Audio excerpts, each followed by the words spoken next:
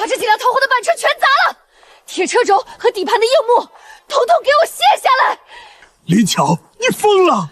这是全村老小逃往府城最后保命的板车，没了车，这几十里荒路，你想让全村人渴死在半道上吗？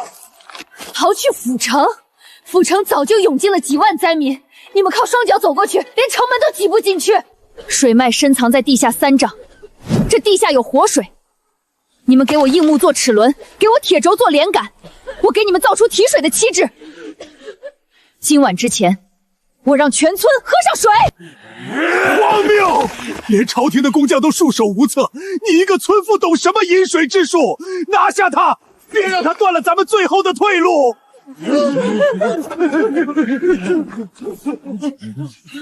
我看谁敢动！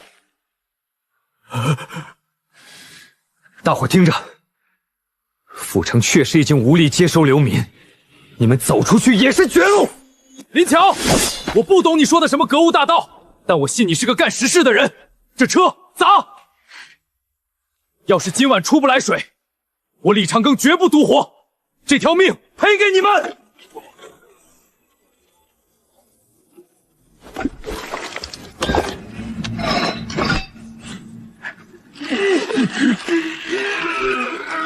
左边抬高2寸，右侧连杆斜脚垫上。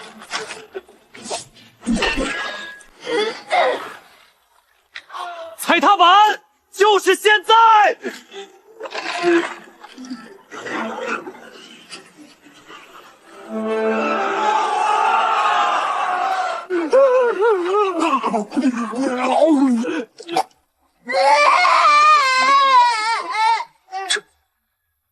这是真的水。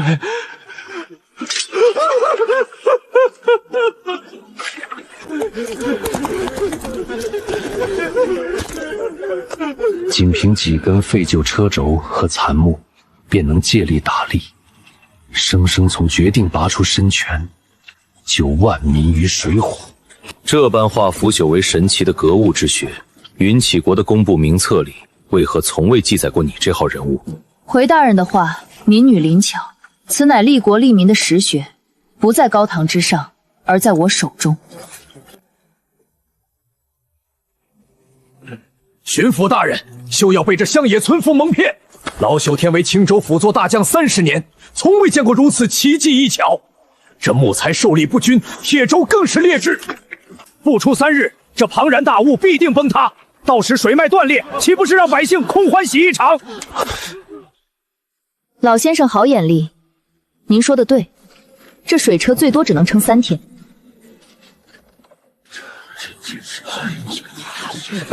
算你还有点自知之明。不是我的图纸有问题，而是你们青州的铁太烂了。这种劣质的农用商铁根本承受不住大谷水流的常年冲击。若想彻底解青州全境的大旱，我们需要在上游主河道建立大型水利枢纽。我需要上百个精钢打造的轴承和连杆。大言不惭！青州连年大旱，壮劳力连饭都吃不饱。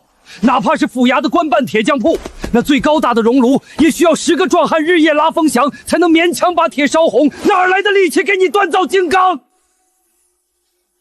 等的就是这句话。人力有尽时，但天地之力无穷。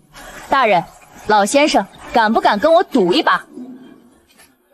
把青州最大的官办铁匠铺交给我1天，我不要10个壮汉，我连1个人都不用，就能让你们的熔炉烧出融化金铁的最高温。好，本官给你这个机会。若你真能做到，整个青州的工匠、物资，任你调遣。巡抚大人，打铁讲究的是人定胜天，那巨型风箱重逾1000斤，非10个壮汉不能拉动。他一介女流，就算借来神力，也不可能拉动分毫。这简直是拿州府的重器当儿戏。在绝对的实业技术面前，万般空谈，不如眼见为实。长庚，开闸，放水。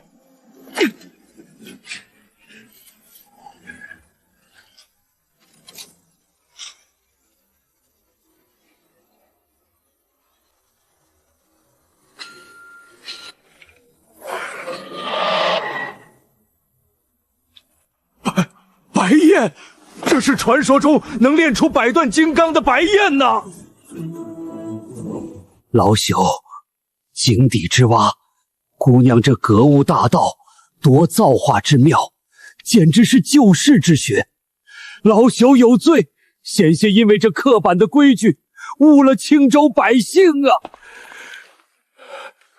老先生言重了，您的基本功扎实无比，这铁匠铺被您打理得井井有条，缺的只是尹峰的新思路。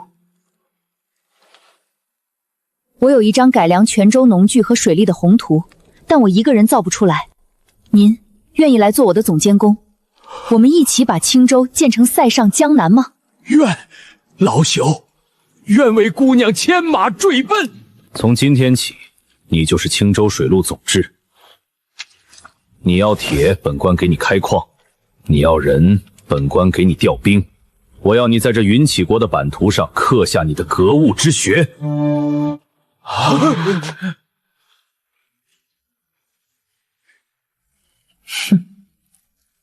大人，合作愉快。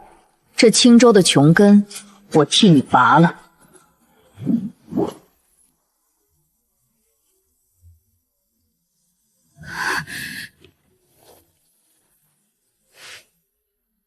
干旱已解，农具已足。林总制，你还在担忧什么？大人，大旱之后必有大涝，最多半个月，云起国境内必定会有一场百年难遇的暴雨。我们要防汛，而且要在半个月内筑起一道洪水冲不垮的铜墙铁壁。半个月？我要在半个月内重修青州主河道30里河堤。林总制，这绝对不可能！历朝历代修筑防重石坝都需要开山采石、糯米熬浆，动用数万民夫，耗时几年才能成事。咱们现在只有半个月，去哪儿那么多条石？光靠夯土，洪水一冲成泥浆了。谁说我要用条石？大人，我要您下令发动全城百姓不挖石头，只去挖河沙粘土，再去采石灰石，投入我的高温锆炉里煅烧。我要造一种全新的筑坝之物——三合土。好，本官信你。现在泉州上下，从本官到衙役，悉数听从林总制调遣。凡有违抗代工者，按遗物军机处置。裴大人，咱们今天一定能在日落前把这段填平。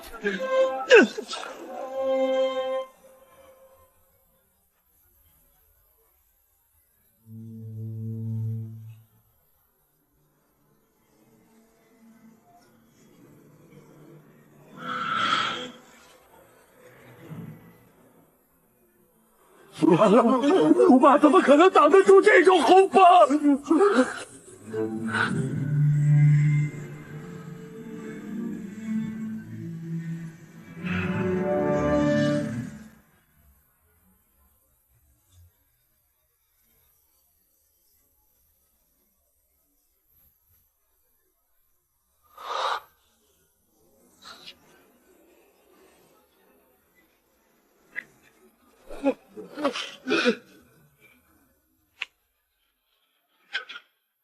这怎么可能？这灰泥居然比石头还硬，这是真正的实业大道，造化之际呀！守住了，青州守住了，没有流血，没有伤亡。我们用智慧和团结，硬生生从老天爷首爷手里抢回了几十万人的身家性命。林巧，这一拜，我替青州30万百姓谢你。你这三合土，保住了云起国的江南粮仓。大人，防住了天灾只是第一步。等雨停了，我要用我的曲园梨和多管楼车，让青州的荒地在秋天长出10倍的粮食。我要这天下再无饥荒。好，青州太小，装不下你的经世之才。等秋收大节，本官亲自为你写举荐折。我要带你进京面见圣上，让这云起国的朝堂看看真正的实业兴邦。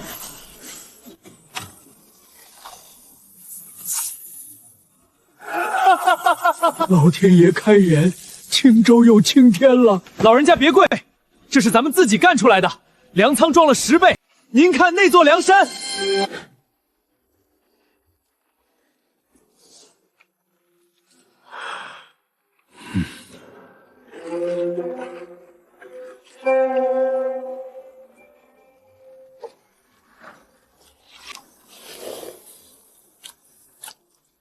害怕吗？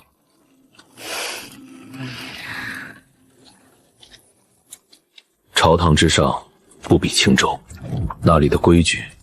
大人，规矩是死的，但百姓的饭碗是活的。我的格物大道，砖碎铁板。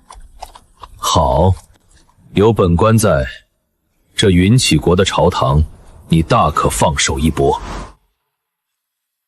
青州州大捷，朕心甚慰。但裴爱卿奏折中所言，这抗洪奇迹与10倍秋粮，皆是一位民间女子的10夜之血所赐。工部尚书何在？老臣在。陛下，农桑乃立国之本，岂能儿戏？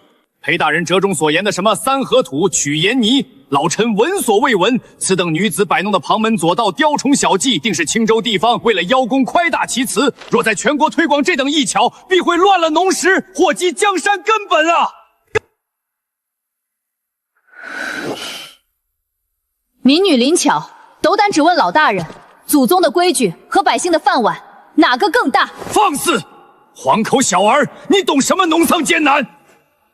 我不懂文章，但我懂土地。陛下，民女斗胆，请移驾皇家御苑，是旁门左道，还是强国之机？一试便知。驾！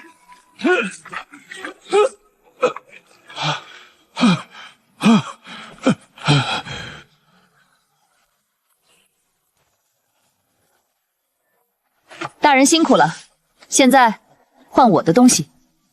驾！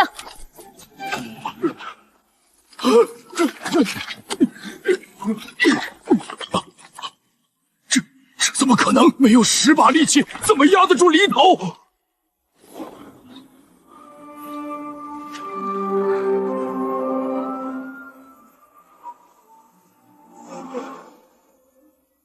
老臣瞎了眼啊！这不是雕虫小技，这是造化之计。有此等实业大道，我云起国何愁不能粮仓充溢？天佑云起，天佑陛下！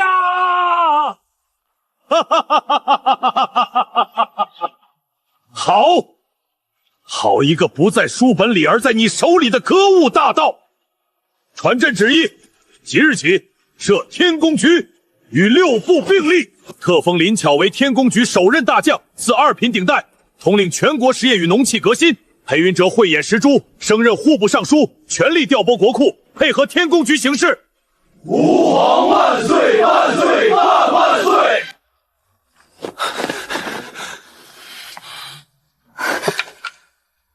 出事了。大人，能让户部尚书如此神色匆匆，莫非是国库的银子出了问题？比银子更要命，是御寒的冬衣和边关的军心。北漠蛮族撕毁了互市条约，彻底封锁了边境的羊毛和棉花商道。如今距离寒冬只剩不到1个月，云起国北境30万守军的冬衣还没有着落，他们这是想不费一兵一卒，用风雪冻垮我云起国的钢铁之师。林大将，咱们国内今年虽然粮食丰收，但布匹产量极低。传统的织女用手工木梭织布，一个人一天连半匹布都织不出来。全京城的织造坊日夜赶工，也根本填不上30万套冬衣的缺口啊！朝堂上的老臣们急得如同热锅上的蚂蚁，甚至有人提出要向北漠蛮族低头求和，高价买回棉花。这种屈辱，我和前线的将士绝不接受。求和，做梦！大人，北漠人以为垄断了羊毛就能掐住我们的脖子，他们根本不懂什么叫真正的实业革新之力。既然手工织布太慢，那我们就让江水替我们织布。你需要多久？给我10天，10天后，我要让天工局的布匹堆成塞外连绵的雪山。铁轴卯绣的咬合间隙不能超过1张纸的厚度，再紧半寸，冲打。下一组，立轴支架按图纸第7页第3个标注点加固，用硬木楔子逼死每一丝晃动，天黑之前必须起第3根横梁。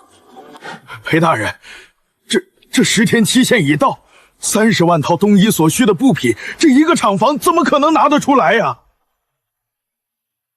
开闸，引江水入局。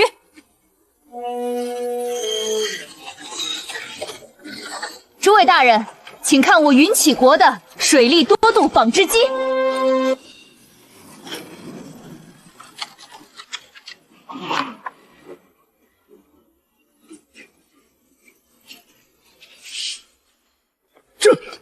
这神速啊！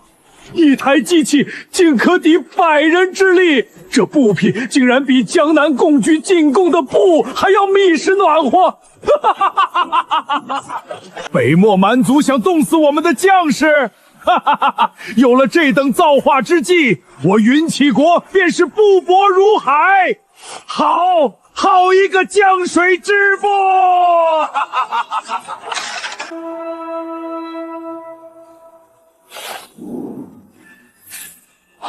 传户部调令，立刻将这些布匹送往成衣局，连夜赶制冬衣。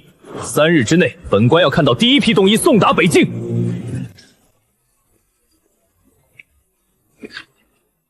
林大将，你不仅解了边关之急，更狠狠打断了北漠蛮族的经济骨粮。这一战，你居首功。大人，这才哪儿到哪儿？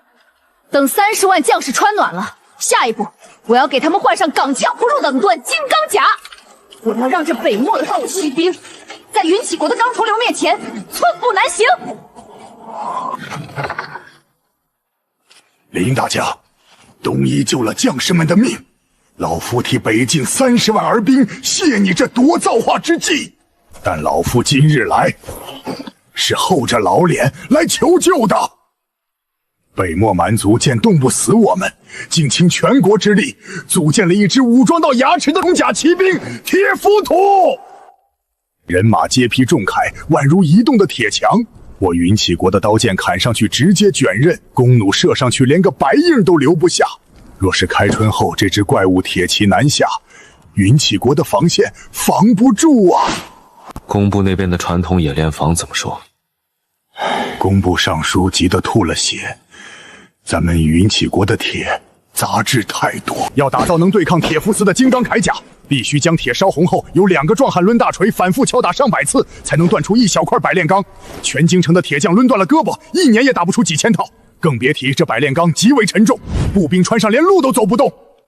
刀枪不入，太重。大人，百炼钢太慢也太重了，我要造的是又轻又韧，连强弩都射不穿的冷锻金刚甲。以及能把重骑兵当靶子射的破甲神锋。好，你需要什么？全天下为你让路。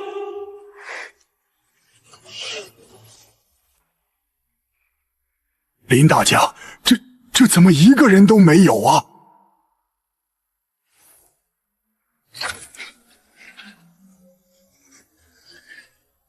饮水，放锤。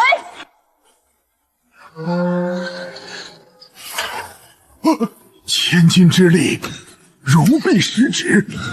天哪，这简直是雷公电木下凡，神兵天降啊！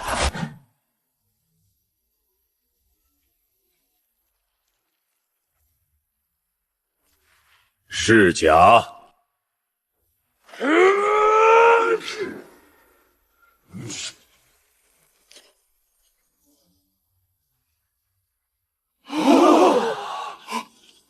现在用我造的刀劈我的甲。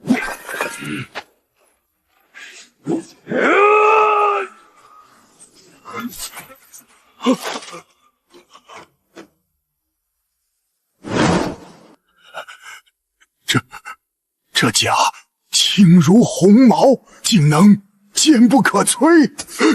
有此等轻甲，我云起军的机动性将天下无敌。别急，还有呢。老将军，您亲自拿我的刀劈蛮子的甲试试。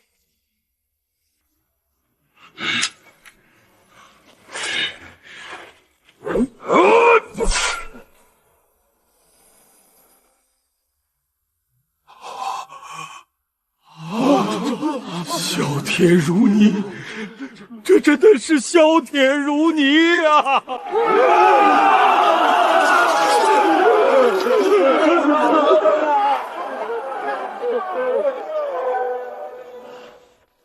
林大将，你可知，你今日这一场革新之力，不仅斩断了蛮族的重甲，更展开了云起国未来100年的盛世大门。此等绝世风华，满朝男儿无一人及。大人，这才到哪儿？接下来，我们要让整个云起国的江河湖海都成为我们的机器动力场。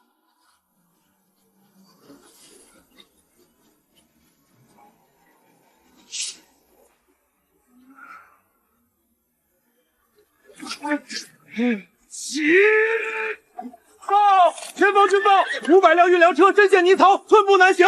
押送粮草的军士靠人力肩扛背拖，每升间不足10里。陛下，前方30万大军正枕戈待旦，若粮草跟不上，这仗还没打就先输了一半啊！北漠蛮族正是算准了这漫长的春雨，才敢在边境重新集结。陛下，路烂了，重新铺便是；车陷了，换新车便是。林大将，这可是绵延千里的官道啊！哪怕现在发动10万民夫去铺石板，少说也要3年5载。远水救不了近火。给我半个月，半个月后，天宫局的粮车不仅能在暴雨中日行100里，运载之量更要胜过过去10倍。连夜调集青州3河土配方，这一次我不筑坝，只铺路。我要用3河土在烂泥中浇筑出一条坚若磐石的天宫直道，并打造4轮转向马车。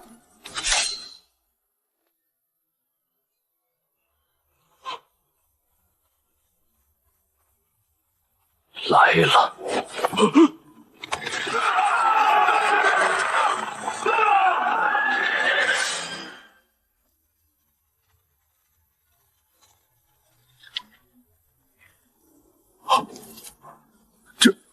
这么大的车，上面装了多少粮草？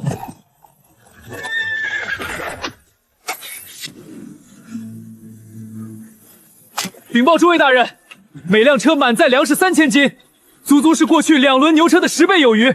而且在这3河土直道上，车轮毫不受阻，速度比过去快了3倍。平步青云，这是真正的平步青云呐！有此坚不可摧的直道，有此负重如山的重车，我云起国大军粮草充盈，天下还有谁能挡我锋芒？林大将，今日你铺下的不仅仅是一条运粮的官道，你用这格物之学，将云起国辽阔的疆土彻底缝合在了一起。自此以后，朝发夕至，千里坦途。大人，路通了，商贸才会活。打完北漠蛮族，我要让这3河土直道铺满云起国的36州。我要让百姓的桌上不仅有粮食，更有南方的丝绸，北方的牛羊。这天下万条直道，本官陪你一条一条的铺。你的格物宏愿，本官倾尽国库，也要替你达成。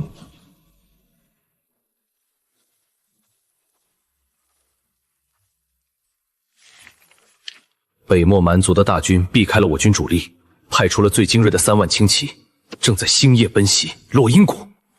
落阴谷是我们大军身后的唯一破绽，那里地势平坦，无险可守。原本驻扎的守军只有3000人，根本挡不住3万轻骑的铁蹄。一旦他们穿过落阴谷，就能直接切断我们30万大军的粮道，甚至长驱直入，直逼京城蓟府。落阴谷距离蛮族骑兵只有不到2天的路程，现在调集大军回防，根本来不及。若要在此地临时筑起防御工事，哪怕发动数万民夫砍树挖壕，也至少需要半个月。这简直是天亡我若云起国！如果不需要半个月，如果我们能在一夜之间，在落阴谷凭空拔起一座他们永远也跨不过去的钢铁雄关呢？林大将，这怎么可能？那是神仙才能做到的事啊！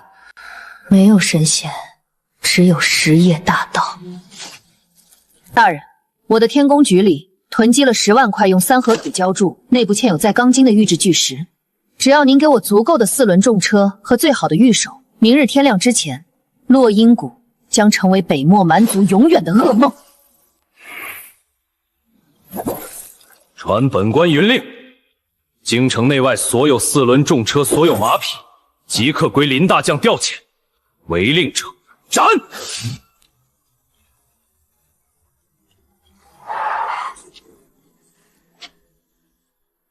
林大将，这么重的石头，我们3000人就算累死，一晚上也垒不出一堵墙啊！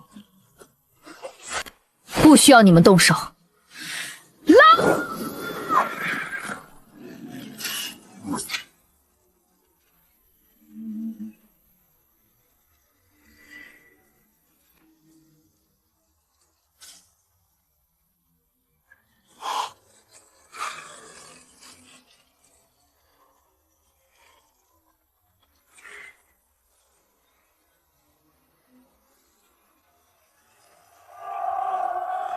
踏下虎口，扑进关内。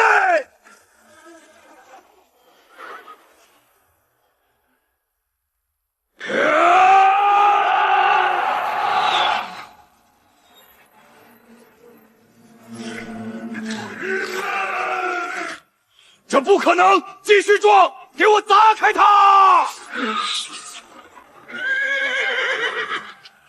开风向！开风向！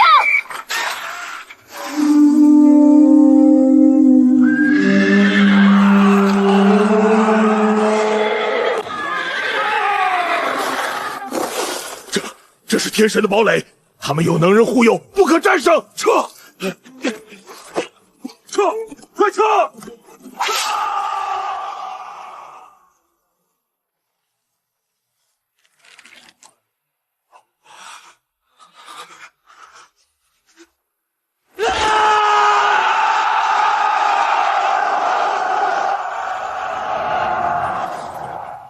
林大将，你以奇巧大功化作护国铜墙，此等不世之功，足以让大夏国道绵延万世。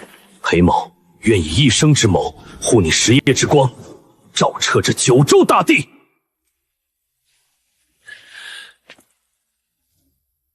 大人，仗打完了，现在该是云起国用机器的轰鸣声征服这天下的时候了。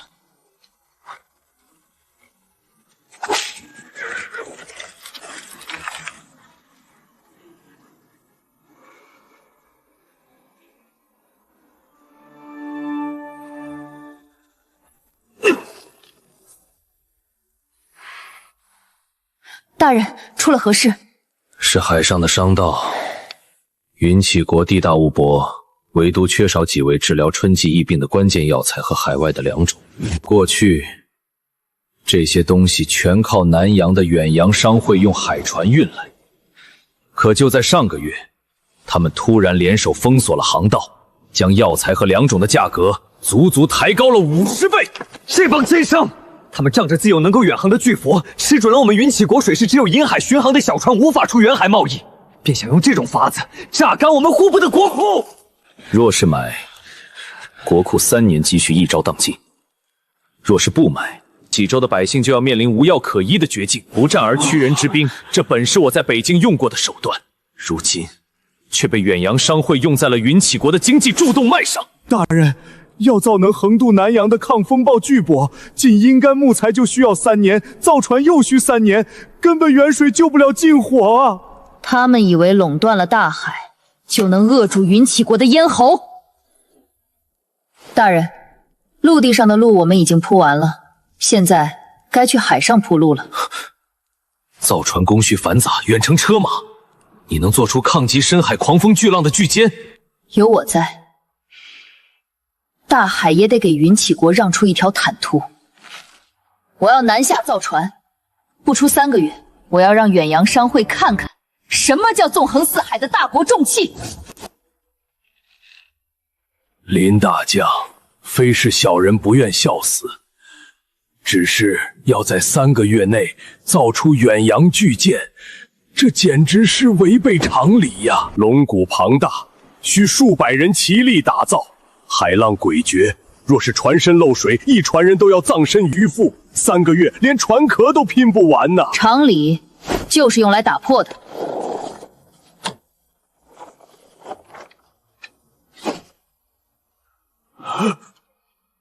把过去造船的整体龙骨法全部推翻。从今天起，我们用水密隔舱之法，用我带来的金刚铆钉，将船腹分为10几个互不透水的独立舱室。就算在深海触礁破了1、2个舱，船也绝不会沉。水密隔舱，互不透水，绝妙，绝妙啊！有此等巧夺天工的实业大道，哪怕是狂风巨浪也吞不掉我们的船。3个月造远洋大船，简直是痴人说梦。就算造出个空壳，没有几百个熟练的桨手，到了海里也是个巨大的活靶子。等云起国彻底失败，药材价格翻上1倍。林巧，吉时已到。斩断细落，巨舰入海。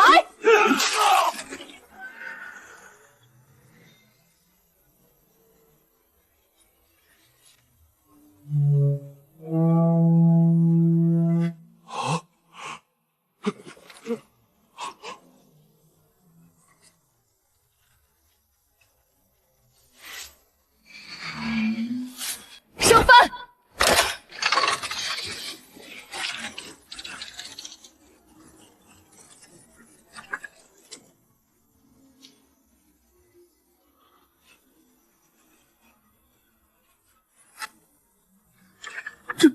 这是山鸭在海里跑啊！不用人力就能升起这么大的帆，那满载的货物得是多少？云起国造出了真正的海上霸王！林大将，你不仅破了这海上的死局，更将我云起国的国威推到了万国之上。大人，垄断被打破了，接下来的日子，该是我们云起国的商船去赚尽天下财富的时候了。裴大人，西山矿塌了，地下透水，加上那看不见摸不着的毒瘴炸了炉，整整500多名矿工全被活埋在地下深井里了。完了，这是惊动了地底的地龙啊！西下水倒灌，加上那遇火就炸的毒气，神仙难救。大人，只能下令封矿，给家属发抚恤金了。封矿，那是500条活生生的人命。地底下根本没有什么地龙，那是线下水脉破裂和地下储聚的瘴气。只要没被落石直接砸中，深井里一定还有残留的存空间，他们还能活。林巧，你有几成把握把人撩上来？只要大人给我调集京城所有的金刚管和帆布，我有10成把握抽干西山的水，驱散那地底的瘴。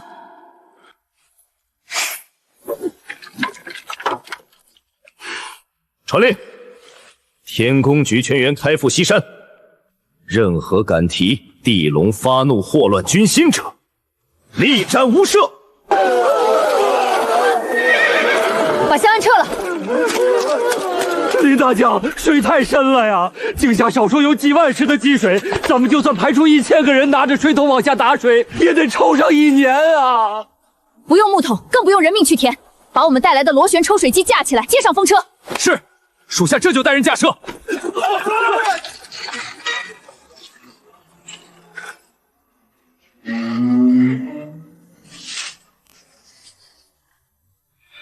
开闸，借风力。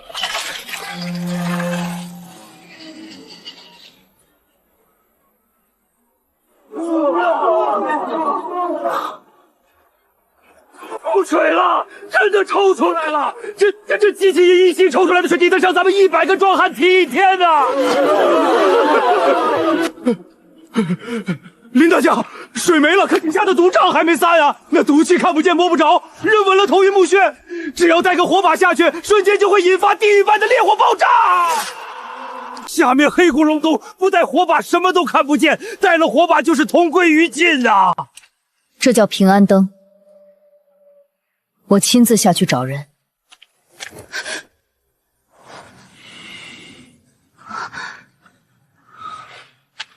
不可！千金之子坐不垂堂，你是云起国的国宝，怎能亲自犯险？大人，这灯只有我知道如何观测火焰的颜色来判断瘴气的浓度。我是天宫大将，若遇险境便退缩，何以负天下工匠？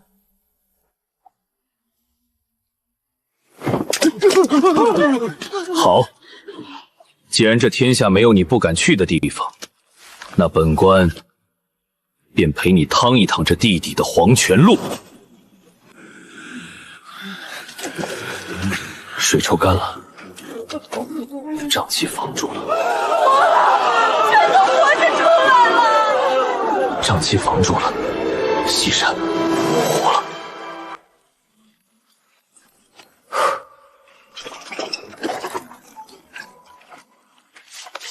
一天几千斤，20倍，成了。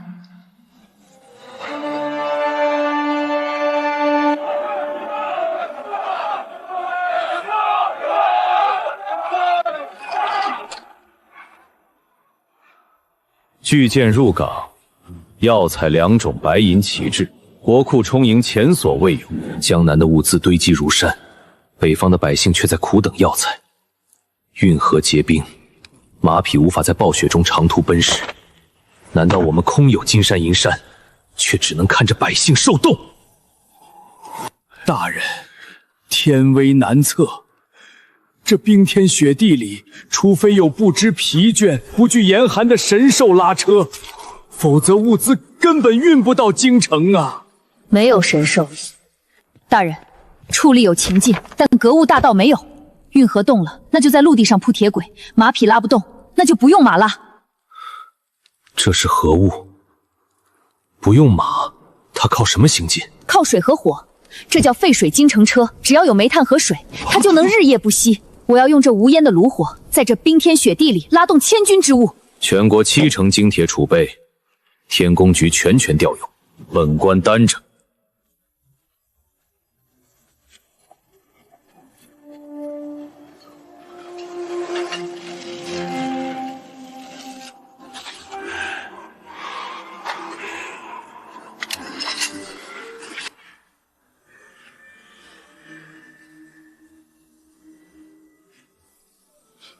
林大将，这铁疙瘩真能自己动起来？天美，烧水！开阀！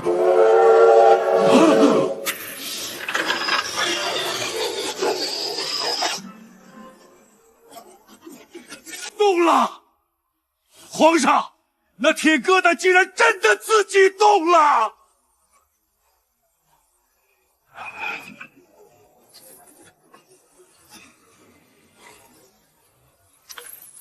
不可思议，这简直是开天辟地的大道啊！有此刚长龙，天堑变通途，大雪再大也阻不断我云齐国的命脉了。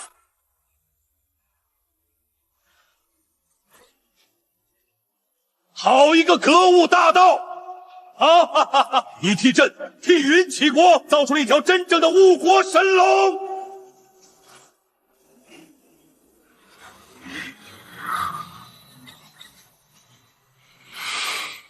林大将，你改变了整个天下。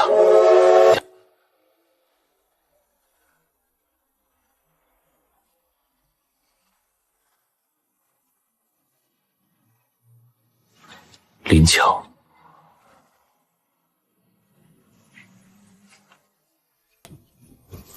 图上的每一笔都需要无尽的心血和一生的时间去推行。黑墨不才，愿以这万里江山为聘，以一生之谋算为助。你可愿与我并肩站在云起国的最高处，去将这图上的每一个红点都变成真实的盛世轰鸣？裴尚书，这张图太小了。未来，我们的钢铁长龙要开出云起国的边境，我们的巨波要驶向海图上没有记录的远方。这盛世的万里长征，我准你陪我一起走下去。好。夫人去哪儿，本官便将这路铺到哪。